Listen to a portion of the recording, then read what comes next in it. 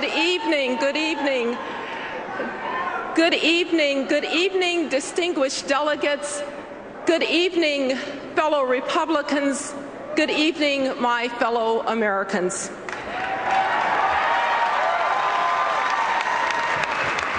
We gather here at a time of significance and challenge. This young century has been a difficult one.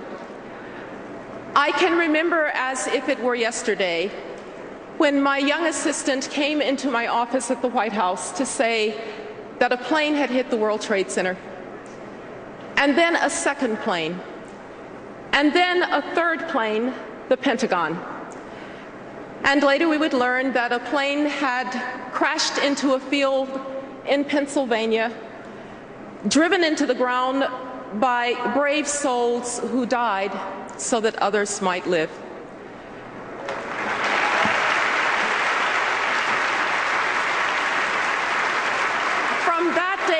From that day on, our sense of vulnerability and our concepts of security were never the same again.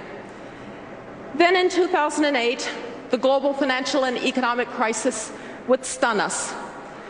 And it still reverberates as we deal with unemployment and economic uncertainty and bad policies that cast a pall over an American economy and a recovery that is desperately needed at home and abroad. And we have seen that the desire for liberty and freedom is indeed universal as men and women in the Middle East rise up to seize it. Yet the promise of the Arab Spring is engulfed in uncertainty. Internal strife and hostile neighbors are challenging the young, fragile democracy of Iraq. Dictators in Iran and Syria butcher their people and threaten regional security.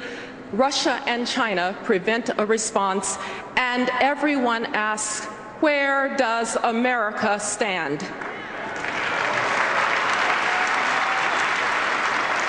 Indeed, that is the question of the hour. Where does America stand? You see, when friends or foes alike don't know the answer to that question unambiguously and clearly, the world is likely to be a more dangerous and chaotic place. Since World War II, the United States has had an answer to that question. We stand for free peoples and free markets. We will defend and support them.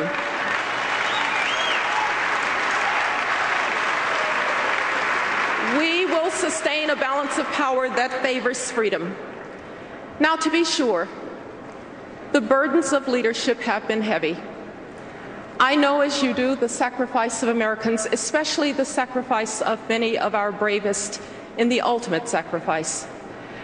But our armed forces are the sure shield and foundation of liberty, and we are so fortunate that we have men and women in uniform who volunteer. They volunteer to defend us at the front lines of freedom, and we owe them our eternal gratitude.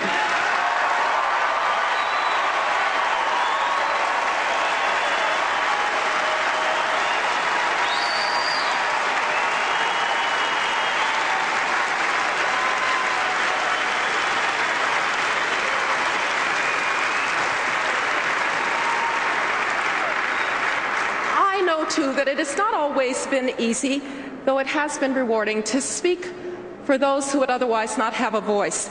The religious dissident in China, the democracy advocate in Venezuela, the political prisoner in Iran. It has been hard to muster the resources to support fledgling democracies and to intervene on behalf of the most desperate. The AIDS orphan in Uganda, the refugee fleeing Zimbabwe, the young woman who has been trafficked into the sex trade in Southeast Asia. It has been hard. Yet this assistance, together with the compassionate work of private charities, people of conscience and people of faith, has shown the soul of our country. And I know too, that there is a weariness. I know that it feels as if we have carried these burdens long enough. But we can only know that there is no choice, because one of two things will happen if we don't lead. Either no one will lead and there will be chaos, or someone will fill the vacuum who does not share our values. My fellow Americans, we do not have a choice. We cannot be reluctant to lead, and you cannot lead from behind.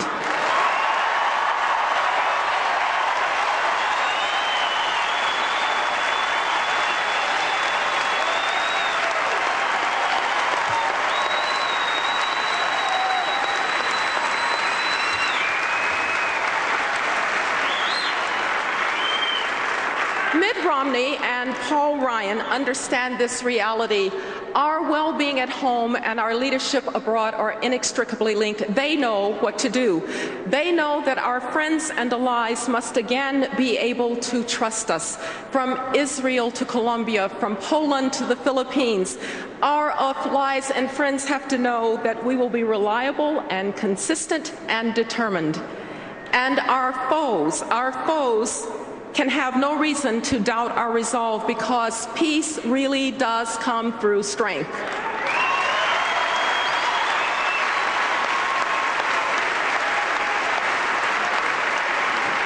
Our military capability and our technological advantage will be safe in Mitt Romney's hands. We must work for an open global economy and pursue free and fair trade to grow our exports and our influence abroad. If you are worried about the rise of China, just consider this. The United States has ratified only 3 trade agreements in the last few years, and those were negotiated in the Bush administration. China has signed 15 free trade agreements and is in the progress of negotiating as many as 18 more. Sadly, we are abandoning the field of free and fair trade, and it will come back to haunt us.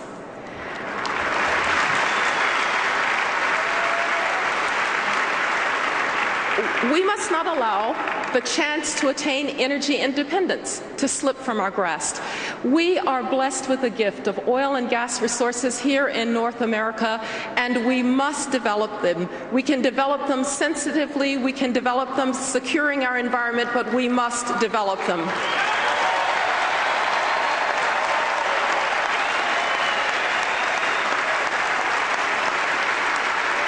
And we have the ingenuity to develop alternative sources of energy too.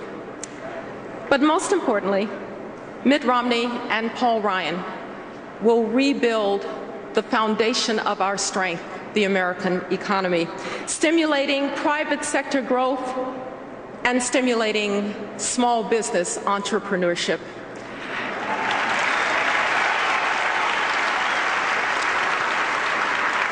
When the world looks at us today, they see an American government that cannot live within its means. They see an American government that continues to borrow money that will mortgage the future of generations to come. The world knows that when a nation loses control of its finances, it eventually loses control of its destiny. That is not the America that has inspired people to follow our lead.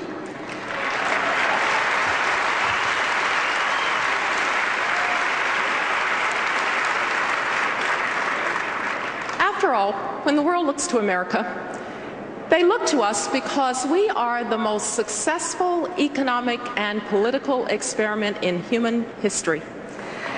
That is the true basis of American exceptionalism.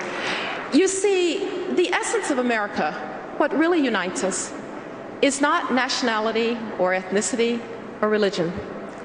It is an idea. And what an idea it is. That you can come from humble circumstances and you can do great things. That it does not matter where you came from, it matters where you are going.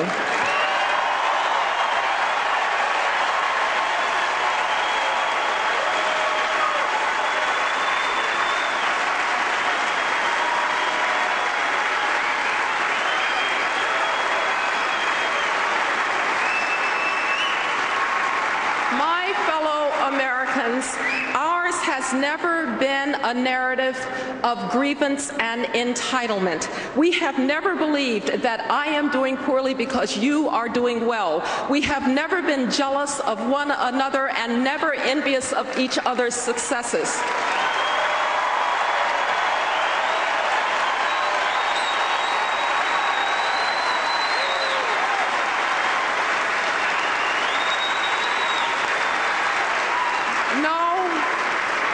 No, ours has been a belief in opportunity, and it has been a constant struggle, long and hard, up and down, to try to extend the benefits of the American dream to all. But that American ideal is indeed endangered today. There is no country, no, not even a rising China, that can do more harm to us than we can do to ourselves if we do not do the hard work before us here at home.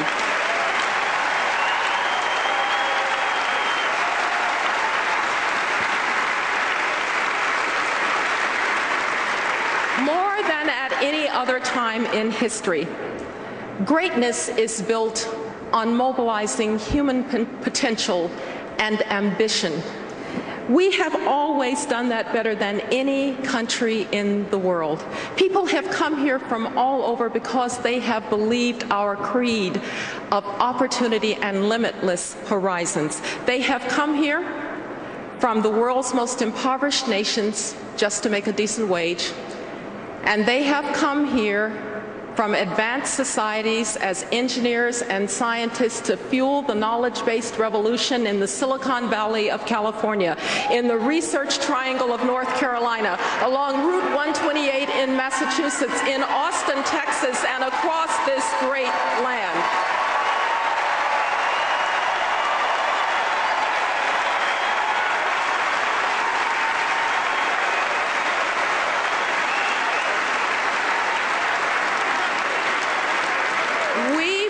Continue to welcome the world's most ambitious people to be a part of us. In that way, we stay young and optimistic and determined. We need immigration laws that protect our borders, meet our economic needs, and yet show that we are a compassionate nation of immigrants.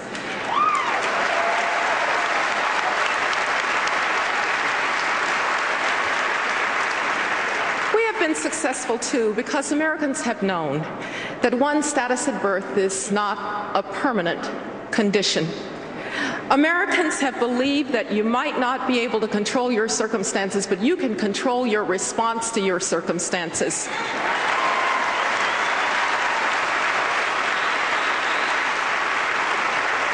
And your greatest ally in controlling your response to your circumstances has been a quality education.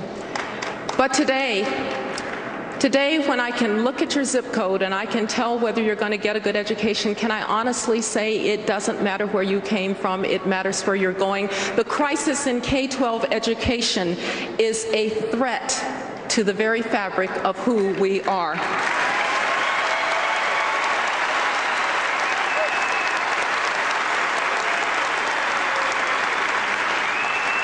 My mom was a teacher. I respect the profession. We need great teachers, not poor ones and not mediocre ones. We have to have high standards for our kids because self-esteem comes from achievement, not from lax standards and false praise.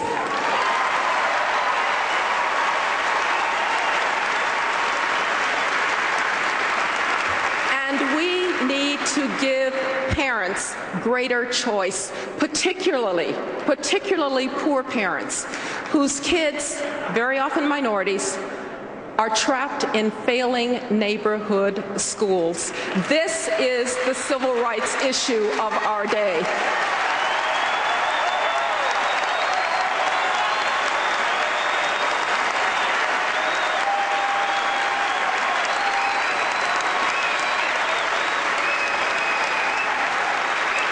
If we do anything less, we condemn generations to joblessness and hopelessness and life on the government dole. If we do anything less, we will endanger our global imperatives for competitiveness. And if we do anything less, We will tear apart the fabric of who we are and cement the turn toward entitlement and grievance. Mitt Romney and Paul Ryan will rebuild us at home, and they will help us lead abroad. They will provide an answer to the question, where does America stand? The challenge is real, and the times are hard. But America has met and overcome hard challenges before. Whenever you find yourself doubting us, just think about all those times that America made the impossible seem inevitable in retrospect. Our revolutionary founding against the greatest military power of the time, a civil war, brother against brother, hundreds of thousands dead on both sides, but we emerged a more perfect union. A second founding when impatient patriots were determined to overcome the birth defect of slavery and the scourge of segregation. A long struggle against communism, with the Soviet Union eventually in collapse and Europe whole, free, and at peace. And in the aftermath of 9/11, the willingness to take really hard decisions that secured us and prevented the follow-on attack that everybody thought preordained. And on a personal note,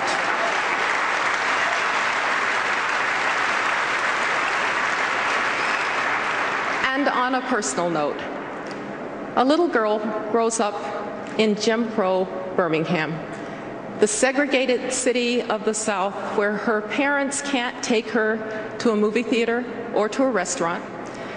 But they have her absolutely convinced that even if she can't have a hamburger at the Woolworth's lunch counter, she could be President of the United States if she wanted to be, and she becomes the Secretary of State.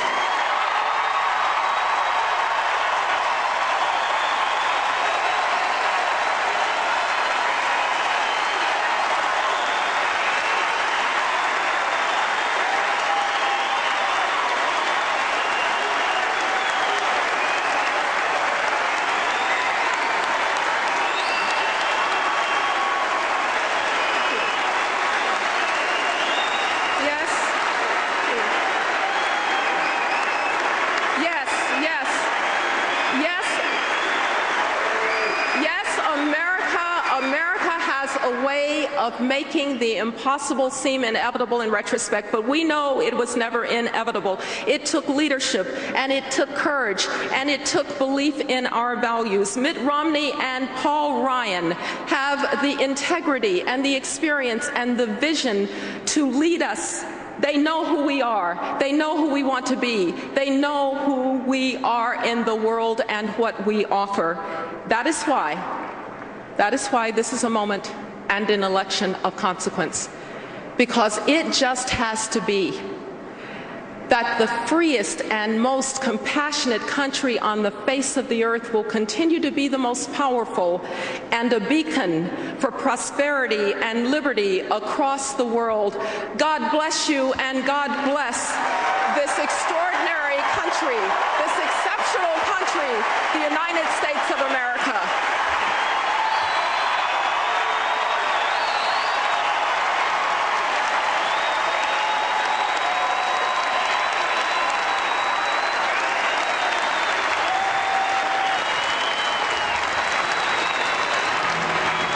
From the state of New Mexico.